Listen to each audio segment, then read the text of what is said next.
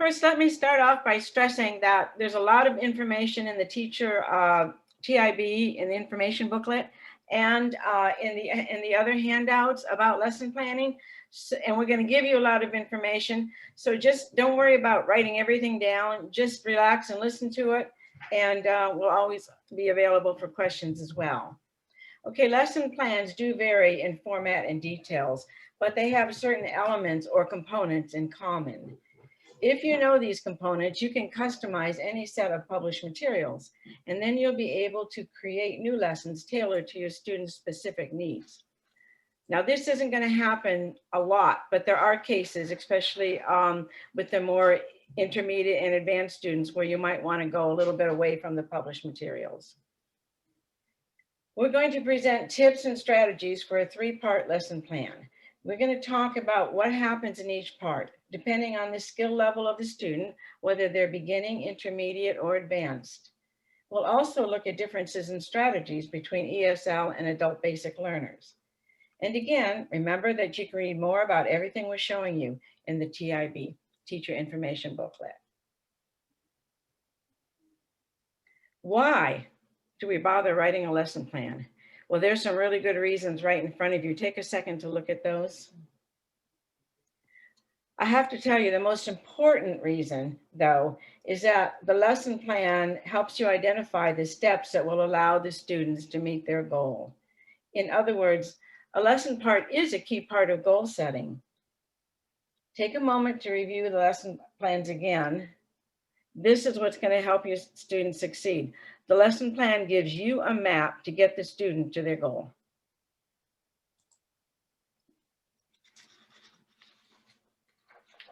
A successful lesson plan begins with good planning.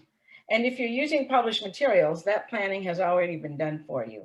All of the series that we recommend come with very complete teacher guides with specific lesson plans for every chapter. But sometimes, as I said, you may want to create your own. When you do, a lesson plan has to answer 3 basic questions. What does the student need to know? How will I teach it? And how will we measure the learning? The first question is determining what the student needs to know. In other words, what are the learning objectives? Keep in mind that lesson objectives should be relevant and applicable to the student's immediate short-term goals. The second question is to decide which strategies and activities you will use to reach the goals and what materials you'll need. When you are assigned a student, again, you've been told, you will be given the recommendation on what program, book, and level to start with. As you spend time with your student, however, you're going to learn a lot more about them. The selection of materials and the books used evolve as you get to know them and their needs. You will periodically want to review your materials and make sure that they still support the students' changing abilities and interests. Finally, you will decide how you will measure student learning. Most likely, this will be based on the results of an activity or conversation. A lesson plan is an outline of the specific topics you intend to cover in your lesson. This is where you sift through all the dozens of activities and teaching strategies that we've been presenting to you, and you make decisions about what you're going to teach. It can take a little time to think it through, but lesson planning gets easier with practice. The first step in your plan is determining the learning objectives of what the student should be able to do by the end of the lesson. Learning objectives should be worded in a way that can be used to measure the student's progress. Remember, goals should be measurable. For example, at the end of this lesson, the student will be able to recite the English alphabet. Or by the end of the lesson, the student will be able to use 8 new vocabulary words in a sentence. Make a list of the materials and resources that you'll need. They might include your teacher's manual, a picture dictionary, flashcards, links to online resources, paper and a pencil, and maybe something from the student's life that they need help reading, such as an instruction manual from their job, and so forth. Next, decide on the lesson activities. Plan the steps of each activity clearly and estimate how long the instruction and practice will take. Keep the activities as engaging and interactive as possible. Try to include something that reviews the content of the previous lesson. Published materials often have a continuity strategy built in. We also call this spiraling. We'll talk more about each type of activity a little bit later. Next, plan for how you will measure student progress. Did the instruction or activity help the student meet the learning objective? If not, do something different next time. Remember, it doesn't work to just ask your student if they understood. They will always say yes. You need to find a way for them to demonstrate that they have learned. The last part of the lesson is the wrap-up. When you summarize what was done in the lesson, answer questions, assign homework, and analyze what did and didn't work. It's also a good idea to have a backup plan for emergencies, such as if your technology doesn't work or if your student is tired and needs more physical activity to keep their attention. Be prepared with activities that review previous material or that reinforces new material. And also consider a life skill lesson, a game like a crossword puzzle or something that you can play together. A typical in-person lesson will take about 1 to 1.5 hours, but virtual lessons might be shorter and more frequent. Each student is different, and you may need to adjust the amount of time you spend in each part of the lesson to suit the student's needs. Listen to the student and be flexible. We're going to show you some sample lesson plans for both an ESL student and a basic literacy student, because they're structured a little bit differently. This sample ESL lesson plan has plugged a real lesson plan into the chart that you saw in the previous slide. In this case, the student is learning about different careers. Because the student is at an intermediate level, the tutor decided that they could complete 3 learning objectives in this lesson. This plan is based on a lesson from the Step Forward series, one of the teaching materials available from the Literacy Council. The tutor writes the learning objectives that allow her to assess whether the learning objectives are met. She writes them in a way that allows her to determine if they're met. Because the objectives are concrete and clearly stated, the student has to identify, has to name, and has to pronounce to show success. The tutor selects specific materials to use for this lesson. In this example, the student textbook from the Step Forward series, some pay stubs, and some pictures. The tutor conducted a vocabulary activity as well as a duet reading, a fluency activity, using a story from the student book. If time had allowed, the tutor could have done additional activities such as perhaps a grammar, a pronunciation, or a writing practice. The tutor waits until the wrap-up to check the student's homework. Waiting until near the end avoids starting out the lesson on a negative or discouraging note if the homework hasn't been properly done or not done at all. There is still time to correct the homework if needed. Some students don't do homework for various reasons. Maybe they have several jobs and are crunched for time. If they're a non-reader, maybe their kids don't know that they can't read and they're embarrassed. If their book you're using has a homework assignment and the student doesn't do it, then do it together during the wrap-up. And finally, make notes about what did and didn't work in this lesson. Make notes about what the student has mastered and what they still have trouble with to help you plan your next lessons. Tell your student that you need to know what they are struggling with so that you know what you still need to teach them. Here are 2 pages from the Step Forward series that we mentioned in the previous slide. This will give you an idea of the sort of practical textbook content that you may be using with an ESL student.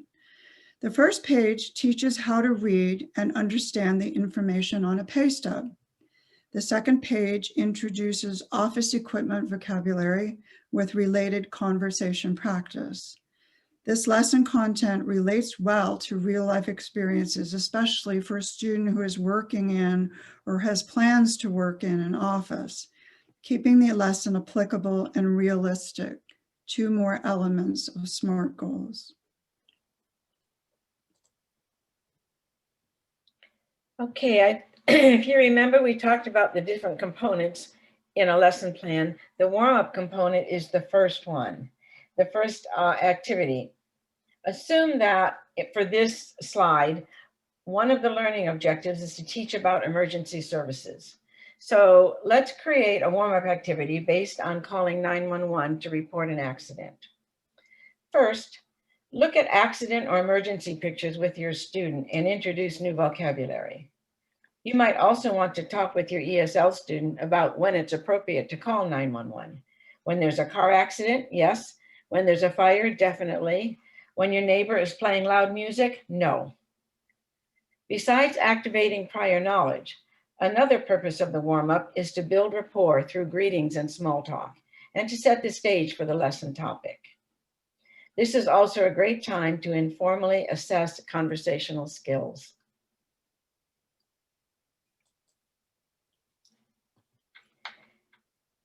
The vocabulary component. Here's an example of a vocabulary activity that spins off the warm-up activity. Pre-teach words needed for the lesson and review previously learned related vocabulary, if this wasn't done in the warm-up. Remember that vocabulary includes phrases as well as just words. The words and phrases on this slide are relevant to the picture on this and the previous slide. In your lesson, you might ask your student what additional words could be added to this list.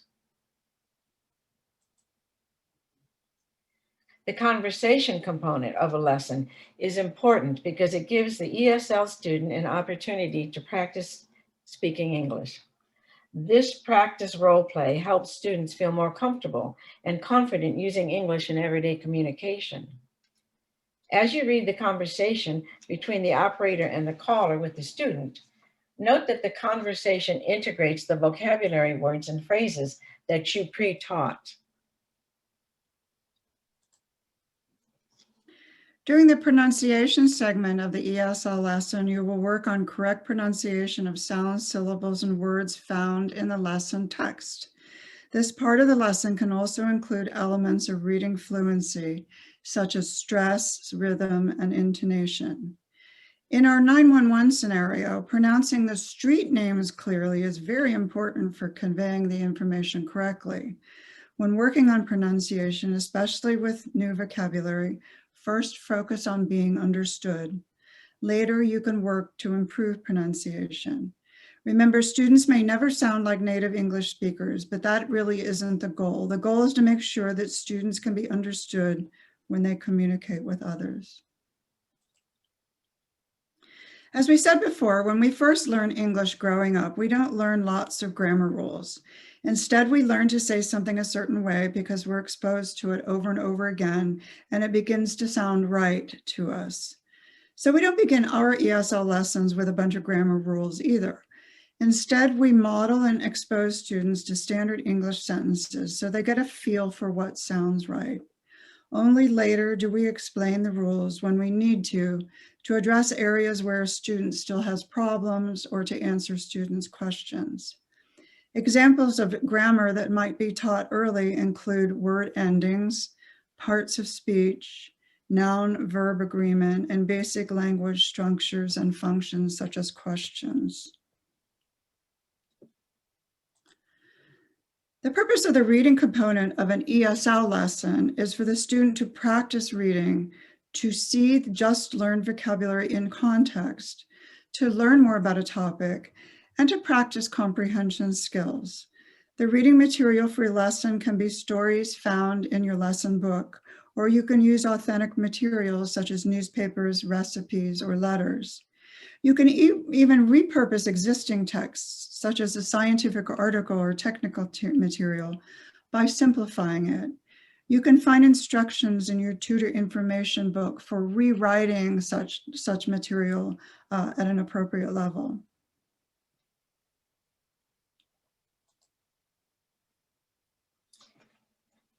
You've been looking at an ESL sample lesson plan. Here's an adult basic literacy sample lesson plan. It is very similar to the ESL plan, except that in the activity section, it follows the before, during, and after reading steps. Note that in this sample, the assessment activity is also a writing activity. An activity can both assess if the student mastered the specific concept of the lesson, as well as demonstrate other skills.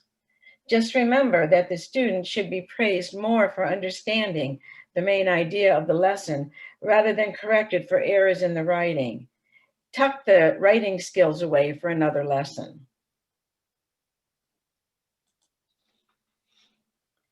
The next two slides show the reading components of a lesson plan for a beginning and for an advanced student.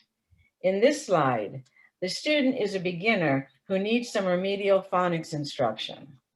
Note that even with beginning readers, the reading segment is built around the before, during, and after reading strategy. Before reading, the beginning level reader focuses on decoding skills. A few sight words might also be taught. In this sample, alphabetics and decoding are part of the lesson, but some but not all, beginning basic learners will need this. A simple comprehension strategy, such as making predictions, may also be introduced. You might ask the student, look at the picture on this page. Are those students? Do you think they're students? Are they young students? Are they old students? Eventually, what you want to get at is this is going to be a story about adult learners. During reading, beginning segments focus on decoding words accurately.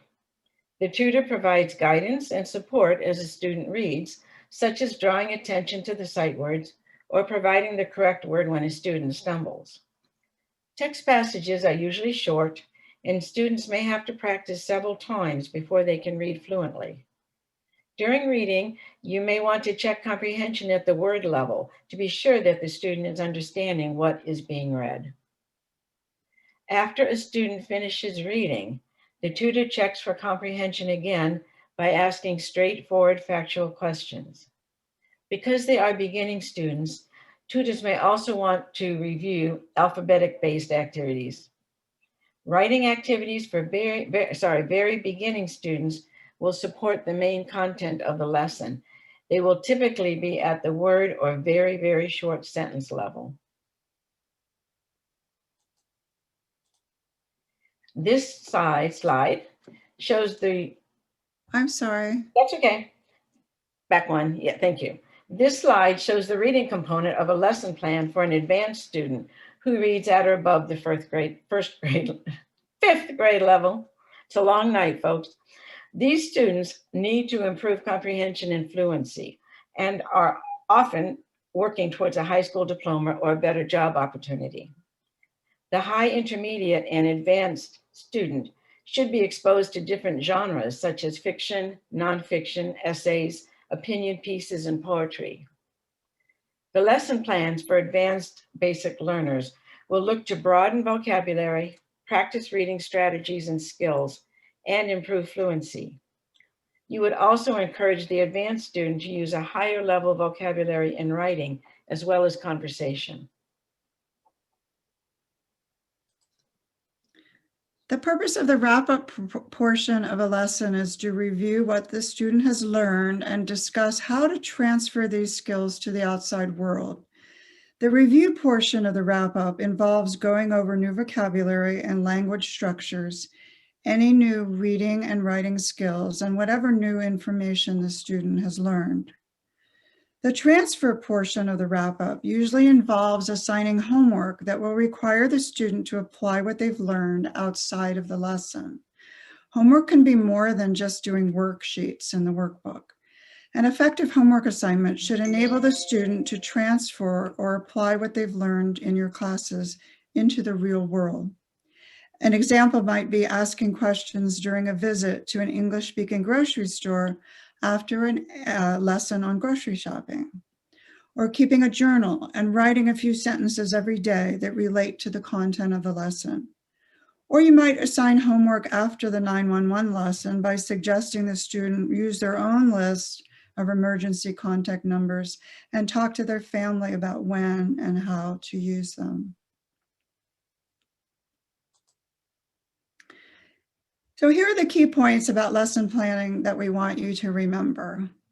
Lesson planning does not have to be arduous, but it does need to be done.